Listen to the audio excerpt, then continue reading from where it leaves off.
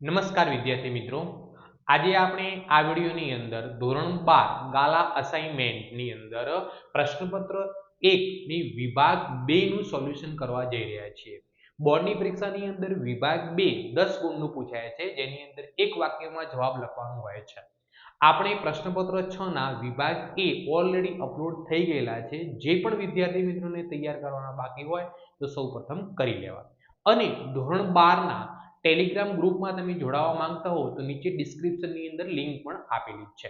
તો હવે આપણે વિભાગ B તરફ જઈએ. તો વિભાગ B ની અંદર એક એક ગુણના 10 પ્રશ્નો પૂછાય છે. નીચેના પ્રશ્નોના એક વાક્યમાં જવાબ લખો. પ્રશ્ન નંબર 21 થી 30 પ્રત્યેકનો એક ગુણ હોય છે. એની અંદરથી 21મા નંબરનો પ્રશ્ન છે કે પાઘડી પાકા સરવૈયામાં કયા મથાળા હેઠળ દર્શાવવામાં આવે છે? તેનો જવાબ આવે કે પાઘડી પાકા સરવૈયામાં મિલકત લેણા બાજુ બિનચાલુ મિલકતોમાં અદૃશ્ય મિલકત તરીકે દર્શાવવામાં આવે છે.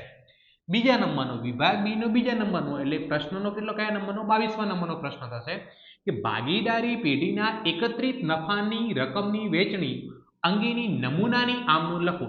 એકત્રિત નફાની જે આમનોંધ થાય એ આપણે આમનોંધનો નમૂનો લખવાનો છે. આમનોંધનો ફોર્મેટ તો તમને ખબર જ છે, તારીખ, વિગત, ખાતાવી પાના નંબર, ઉધાર અને જમા. હવે એકત્રિત નફો છે, એકત્રિત નફાની જમા બાકી હોય છે એટલે ભાગીદારના મૂડી ખાતે જમા થશે અને નફા નુકસાન ખાતે જે નફો થશે એ ઉધાર જેટલી રકમ હોય તે ભાગીદારોના મૂડી અથવા ચાલુ ખાતે જમા કરવામાં આવે છે. એના પછીનો પ્રશ્ન છે કે નિવૃત્તિ કે મૃત્યુ વખતે તે ભાગીદારને તેના ભાગની પાઘડી કોના દ્વારા આપવામાં આવે છે? તો જે ભાગીદાર નિવૃત્ત થઈ રહ્યો છે એ નિવૃત્ત ભાગીદારને પાઘડી કોણ આપે છે? તો નિવૃત્તિ કે મૃત્યુ વખતે તે ભાગીદારને તેના ભાગની પાઘડી બાકીના ભાગીદારો આપે છે. કેમ આપે છે એ પણ મેં લખી દીધું છે અહીંયા.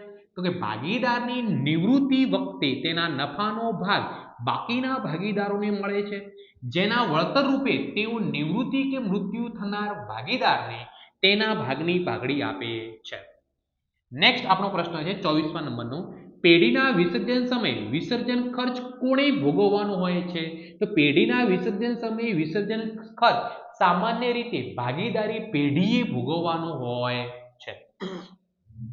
ભાગીદારીના વિસર્જનનો અર્થ લખો. અહીંયા જુઓ, ભાગીદારીના વિસર્જનનો અર્થ પૂછ્યો છે. તો ભાગીદારીનું વિસર્જન એટલે એક પ્રકારનું ભાગીદારીનું પુનર્ગઠન પણ કહી શકાય છે. તો ભાગીદારના પ્રવેશ, નિવૃત્તિ કે મૃત્યુના કારણે ભાગીદારીનું સ્વરૂપ બદલાય છે, ભાગીદારો બદલાય છે, પરંતુ પેઢીનું વિસર્જન થતું નથી. તેને ભાગીદારીનું વિસર્જન કહેવામાં આવે છે. ભાગીદારીના વિસર્જનની અંદર ભાગીદારો બદલાય છે પણ ધંધો શું રહે છે? ચાલુ રહે છે. એના પછી 26મા નંબરનો જે પ્રશ્ન છે, જામીનગીરી પ્રીમિયમ અનામત ખાતું પાકા સરવૈયામાં ક્યાં દર્શાવવામાં આવે છે? તો જામીનગીરી પ્રીમિયમ અનામત ખાતાની બાકી પાકા સરવૈયામાં ઇક્વિટી અને દેવા બાજુ અનામત અને વધારાના શીર્ષક હેઠળ જામીનગીરી પ્રીમિયમ અનામત તરીકે દર્શાવવામાં આવે છે. એના પછીનો પ્રશ્ન છે, વ્યાજ આવરણ ગુણોત્તર શું દર્શાવે છે? તો વ્યાજ આવરણ ગુણોત્તર વ્યાજ અને વેરા પહેલાનો નફો, વ્યાજ અને વેરા પહેલાનો નફો અને લાંબા ગાળાના દેવા પરના વ્યાજનો સંબંધ દર્શાવે છે. સ્ટોકમાં ફેરફાર ઋણ હોય તો વેચેલ માલની પડતરમાં ઉમેરાય કે બાદ થાય? તો સ્ટોકમાં જો ફેરફાર ઋણ હોય તો વેચેલ માલની પડતરમાંથી શું થાય છે? બાદ થાય છે. એના પછીનો આપણો પ્રશ્ન છે, રોકડ પ્રવાહ પત્રક એટલે શું? તો કે વર્ષ દરમિયાન રોકડની આવક અને જાવક કેટલી થઈ અને તેના પરિણામે વર્ષના અંતે રોકડ અને રોકડ સમકક્ષની શિલ્લક દર્શાવતું પત્રક એટલે રોકડ પ્રવાહ પત્રક. અને છેલ્લો પ્રશ્ન છે, સ્વનિર્મિત મિલકતો ક્યાં નોંધવામાં આવે છે? તો સ્વનિર્મિત મિલકતો રોકાણ પ્રવૃત્તિમાં રોકડ જાવક પ્રવાહની પ્રવૃત્તિ તરીકે નોંધવામાં આવે છે.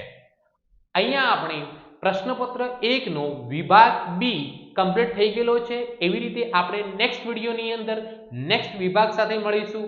ધન્યવાદ.